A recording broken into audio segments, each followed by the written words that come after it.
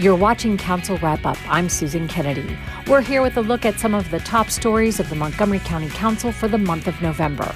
Up first, Marcus Jones is the new choice for Chief of the Montgomery County Police Department. And at his swearing-in ceremony, there were plenty of familiar faces to witness this historic day. I, Marcus Jones, do solemnly swear. do solemnly swear He understands what it means to dive in and delve into problems and come up with solutions.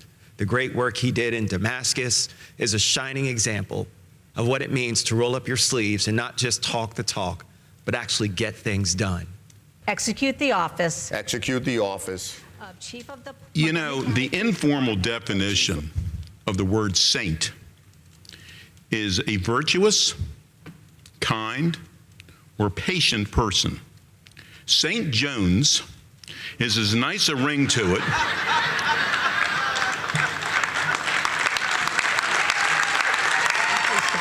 of Chief of the Montgomery County Police Department According to the Constitution according to the Constitution and laws of this state. and the laws of this state. Congratulations. Thank you.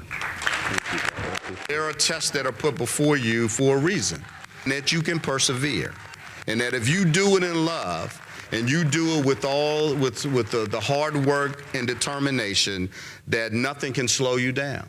And that's the message that I share with my staff and I share with my officers, for them not to be dismayed. We will make mistakes, but the question is, do you get up, dust yourself off, and stand taller than you were before? Or do we hang our heads? And I will tell you, as long as I lead this police department, we will not hang our heads. This is great. I'm so happy for Marcus, for the county, for the police department. This is just a tremendous day, and couldn't be more proud of Marcus, and he's going to be a great police chief. Such a mentor. I felt great. It is just very interesting, like the baton was being passed, and I just, and I know I've got big shoes to fill, and but it was just great to have him here and to see his smiling face and to be here to be supporting me. Stay in touch. Let's partner. Let's make this place the greatest place in the world to live. Thank you all so very much. Thank you. Food and Friends is a local nonprofit that works to improve the lives of people who are facing illness by providing them with specifically tailored meals. As a member of the Council's Health and Human Services Committee, Evan Glass has spent his first year in office getting to know more about the dozens of nonprofits that serve the community in a variety of ways. And one of those is Food and Friends. Making the rounds in Montgomery County, the first stop was in Silver Spring to deliver some diet-specific meals for a four-year client. Hi, Frank. How you doing? Nice to see you. Here is your meal. Frank is a diabetic who suffers from neuropathy, and he's also fighting cancer. This picture was the last of my family. He lost his wife to cancer 4 years ago and recently lost his daughter. 38 years old, passed last December the 2nd. The support that he receives from Food and Friends is essential. The fact that my mobility is not as great as I'd like it to be. Took a couple of years in a wheelchair, so had to relearn to walk again. So well, you're doing a good job. The man upstairs has allowed me to get up in the mornings, and I'm very happy about that. Since you've been a client and receiving food from Food and Friends, what has that meant for you? Well, I had lost a lot. I was over 300 pounds when I came out of the rehab center, and I had lost a lot of weight. And because, as being a diabetic, the food was very helpful in me, regaining my weight, and the fact that it kept me from going off the deep end and eating the kinds of things that I had been accustomed to eating over the years. And when we look at programs like this through the healthcare lens, when we provide detailed, specific food for individuals, we also help the healthcare system by keeping people out of the ER room or out of other types of healthcare situations. Absolutely. I mean, we do this because it's the right thing to do first off. And so it's just a great bonus that we save the healthcare system money. I mean, diabetes, cancer, HIV, you name it. We're helping those people live more fulfilled, nourished lives. And for Frank, it's clear you cannot put a price tag on the support he receives from Food and Friends. Well, it's been truly wonderful. Councilmember Craig Rice has announced the winner of his Councilmember for a Day challenge. This year's winner hails from Northwest High School. Very excited, and I just really want to say thank you. Thank you. If you are with the Council Member for the Day challenge and you're one of the finalists, and we're going to have you get seated and we'll get started shortly. In third place, she wrote her subject on juuling and vaping. Let's bring up Sarah Bagari. Number 2, I'm going to start with a quote. If the sky is the limit, then student loans are the hurricanes of my generation. Give it up for Angela Yu from Thomas Wooten High School. So by now, the winner knows who she is. She writes, all levels of government can address teen vaping by putting more of an emphasis on prevention in their daily lives, whether it be through legislation, having conversations, creating safe spaces, or providing resources. We can lower the number of vaping teens one effort at a time. Please give it up for your council member for the day, Ajo Ivanla from Northwest High School. Congratulations.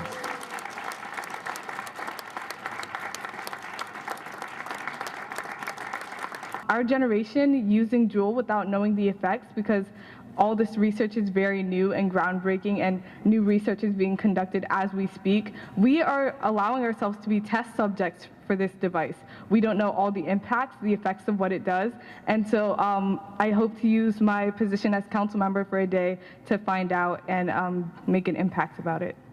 So the great thing is that we've had people who've actually done this a number of times and continue to be winners. These are all so close because they all care about great issues, and it's a great example of the great ideas that are within our youth, and government needs to listen. I really appreciate it. Thank you so much. Well done. Thank you so much for this opportunity. Absolutely. I really appreciate Absolutely. And so this is a great opportunity to hear about the great things that are being shared. We will publish all of the essays so that everyone gets a chance to know and understand what's on the minds of our young people. But this program really highlights the fact of how government involvement and talking about issues can actually translate into action. And so we really look forward to continuing to work with our young people as these issues come about and continuing to make strides in addressing the issues that are facing them. Placement's very important, you know, depending on who you're close to. Some of us talk a little longer than others. So congratulations. Thank you so much. I'm excited for you. Excited to have you sitting with us. Speak your mind, be honest, speak from your heart, and I know you'll do research too, so it's gonna be great. Thank you. The first of 2 business charrettes was held in Germantown, where officials and business owners sat down and brainstormed ideas on improving the business climate here in Montgomery County. Montgomery County Council Vice President Sidney Katz wants people to know that Montgomery County is open for business. As part of a recent push to improve dialogue in the business community, Katz and County Executive Mark Elrich held the first of 2 business charrettes at the Up County Regional Services Center in Germantown. And a charrette really is an extremely intense planning session. It brings people who are stakeholders, all the stakeholders from every side of the issue together. Officials are considering how to streamline the regulatory process in Montgomery County and benchmark the county's codes and regulations against other jurisdictions. At this first charrette, local business owners were invited to share their ideas on what needs to improve. The leasing companies to offer it more frequently versus... Wade Butler owns Butler's Orchard in Germantown. This family farm has been operating in Montgomery County since 1953. Butler came out to the meeting to see what it was all about. So first off, I had to figure out what the definition of a charrette was, right? I had to look that up. I didn't know that. And to let officials know what he is experiencing as a business owner.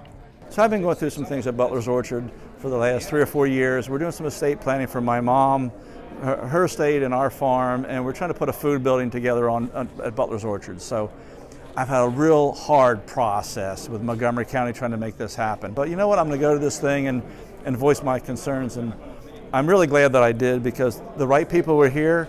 I had a great opportunity to voice my concerns. Linda Moore has a Gaithersburg-based home business. She said she came to learn more about the procurement process and is encouraged by what she sees and the work that's being done to make it easier to do business here. Always room for improvement. That's not a question, but taking the initiative, looking for opportunities to do better, do more for more people, It's exciting. It's an exciting time in Montgomery County. We are listening to them. We don't want to just say, well, government says you should do this and therefore it's going to work. We're not doing that. What we're saying is we want government to work and we want to hear from you what's the best way to get you there. And finally, the council has unveiled an economic development platform for the county that establishes a long-term vision for growth here. Economic vitality is critical to the quality of life for Montgomery County residents, and to continue to support economic growth here, Council President Nancy Navarro and her colleagues have unveiled a new economic development platform designed to leverage our existing assets with continued investments. It is clear that there are so many different businesses, small, medium, large, that make a conscious decision to move to Montgomery County because they recognize that we have all the elements that come together to provide a really amazing environment for business, and also to raise your family and for your employees to raise their family. So I think it's really important to recognize that and to acknowledge that, and also to share that as much as possible. Our job growth is no longer enough, in my view, to support the kind of quality of life that we have enjoyed for decades, and we are not creating our share of the jobs in the region that we historically have created, which means that as the economy continues to grow and evolve, Montgomery County residents won't be able to work in Montgomery County if these trends continue. They're going to have to increasingly be on a long commute to Northern Virginia or into DC, and that's not the quality of life that we want for our residents. The four-pillar approach looks at housing, transportation, workforce development, and business development, and making strategic investments in each of those areas.